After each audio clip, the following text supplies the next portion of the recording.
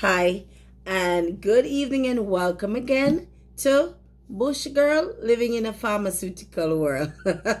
I'm Lisa, originally from Kingston, Jamaica, but grew up in the beautiful parish of Trelawney. I tell you, you're not going to find a better parish with the beaches and the natural fruits, and we just have it all in Trelawney, and that's where all my loyalty lies, because that's where I grew up with the best person that I know, and I'm not going to stop talking about her. Her name is Susan, and she was my grandmother, and she was just this larger than life, absolutely beautiful person. And I started this series basically to share all the things that she taught me and to honor her legacy, because she's not here with us, and I want to make sure that she lives on. She's just too good to just be forgotten. Okay? So before I begin each of my episodes, I'm going to give you a little bit of her, because I want you to know Susan in and out. All right? So my grandmother, she was very pleasant, very loving woman, but you don't want to cross her. Okay? She was very private. She didn't want to hear anybody's business, because she didn't want her name to be called in any sort of mix-up, and she didn't want anybody in her business. Now, anybody who would have said anything to you on the street, and if it was disrespectful or she thought they would have passed their place, you know, the first thing she would ask you, she say, you dash them? You dash them? That is her way of saying, did you respond? Did you put them back in their place? She always say, even dash them. That's her word. So I have to tell you now, a little incident with her and how she was. So, you know, living in the country, certain people are beyond reproach. Certain persons are just, you just respect them so much that no matter what they do, it doesn't really matter. You're respectful, you know, and you don't speak back. So that would be like the nurses and the principals of the schools, and of course our pastor. So one day we were in the garden, and I don't know what we were doing. I was fooling around with her, and the pastor drove by, and you know, he stopped and he said, Sister Susan, how are you? And you know, they started the little pleasantries. And I don't know what the pastor said, because of course the pastor is one of those persons you just don't talk back to. I mean, you know what I mean in the country with pastors, okay? And church sisters. So they were having a pleasant conversation, and then I heard her stop talking. I don't know what he said that rubbed her the wrong way, and she stopped talking, and she just sort of, you know, she sort of build back and collect herself. I said, I just hear her say to the pastor, Pastor, with all due respect, you know, my head start to swell, because like, oh my God, is Miss about to dash the pastor? Miss was about to rush the pastor. I don't know what he said to her, but by the time I turn around and I'm there saying, Miss, because I want to distract her, and by the time I'm there saying, Miss, she is letting him have it, and she's putting him back in his place, because she thought that he passed his place, and he said something to her that was inappropriate, and that was how she was, and she doesn't carry a malice. As soon as she's done talking, all right? The anger goes, and she has expressed to you what she feels. and then the anger goes, but I could not believe it. I was just a little girl at that time. But the pastor was in such high esteem. I would never have thought Miss would have rushed the pastor the way she did. And I mean, she really gave it to him and told him that he has passed his place and he was in her business and he needed to take a step back. And then when she was done with all of that, she bid him good day, and she's as calm as ever. That was my grandmother for you. She never thought that anybody was any less important or any more important than any one of us. And she made it clear to us growing up that anybody did anything inappropriately, we should dash them. Alright, so without ado, I'm going to go into her teachings today. And basically today, I'm just going to go over a few little things from the market or over the counter. And these are the things are just things to have in your home, just in case. Again, I'm going to give the proviso. I'm going to put it out there. I am not dispensing medical advice. I am not a medical professional. I'm not licensed to give any advice in terms of anything pertaining to medicine. All I'm doing is sharing all the love that my grandmother Susan gave to me and all the little things that she taught me that I have used over the years. And I'm telling you, she taught me a lot.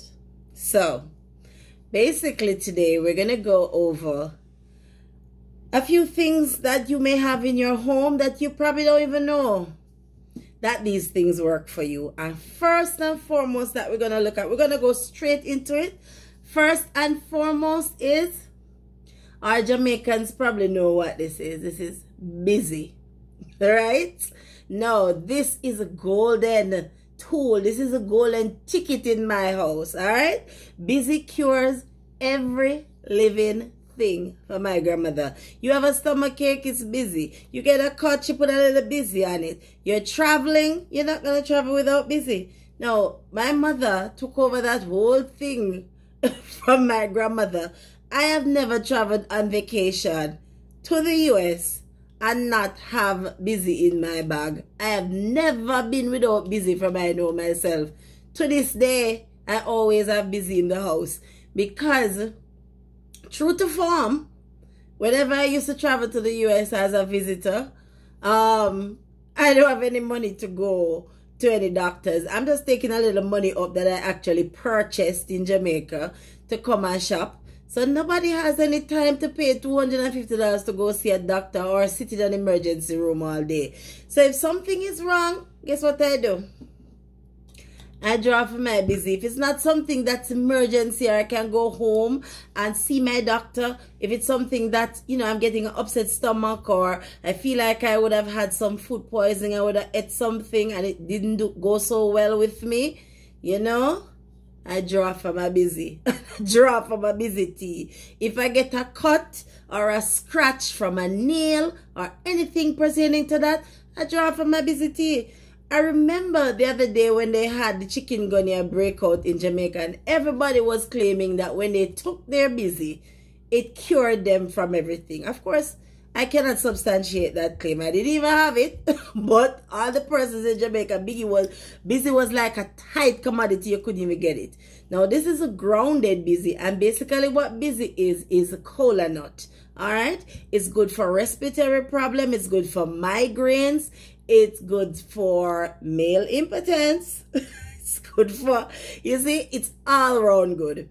It's good and it's a perfect antidote, we're told, for anything poisonous, any food poisoning, anything that goes in your body that doesn't go well with your body. My grandmother draw for her busy and I've never been without it, and it has been true to form over the years. Even now, I give it to my daughter. My daughter takes no medication. She takes nothing home remedy, but she takes busy. All right? Because busy works. All right. So the second thing we're going to talk about, you may have this in your house, you may not, and that's rose water. Now, with what is you might have this for baking, or you may be using it for any sort of rubbing or aromatherapy. But with what is happening now in our country, we are not sure that if we go to the hospital with any little minor, as a matter of fact, if you go to the hospital with any minor aches or pains, you're going to be sent home. And you are running the risk of actually going to the hospital and getting more ill than before you went there. So any little thing that you can do at home, you do it at home, all right? Well, I do it at home. And as I say, I'm not telling you what to do, but I'm sharing what my grandmother shared with me. So rose water, it comes actually from the rose petals, and it is said to have come from Iran, what is now Iran. And we've used it for baking, and we've used it for, you know, aromatherapies and for rubbing and stuff. But it's actually excellent for bringing down temperature. You're having a fever. And right now, we don't want to have any sort of fevers, because anything that says our temperature is elevated and everybody decides that we have one particular condition. We all know it's allergy season. We all know that it's flu and cold season, and we want to make sure that we keep that temperature down. Now, if you are having a fever, you're running a fever, you just make sure you rub your body down. My grandmother would say sauce. You sauce your body down. You make sure you sauce down with a liberal amount of rose water. All right?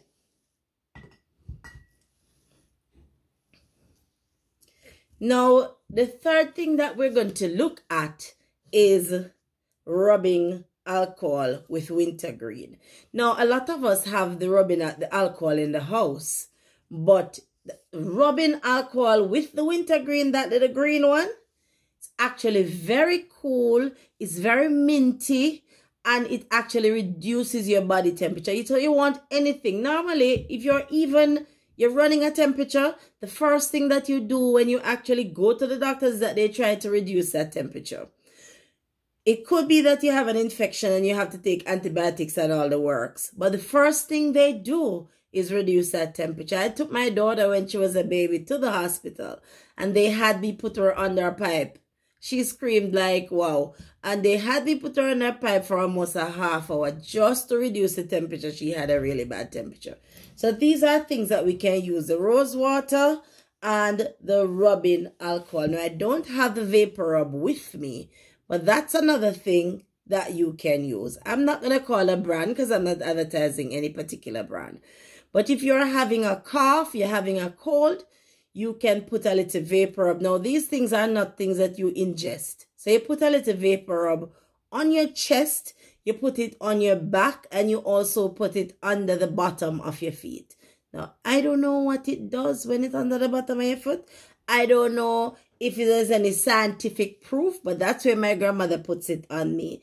And I will tell you that sometimes when she puts it under my feet and she puts on my socks, immediately my sinuses are cleared and I can actually breathe. Right?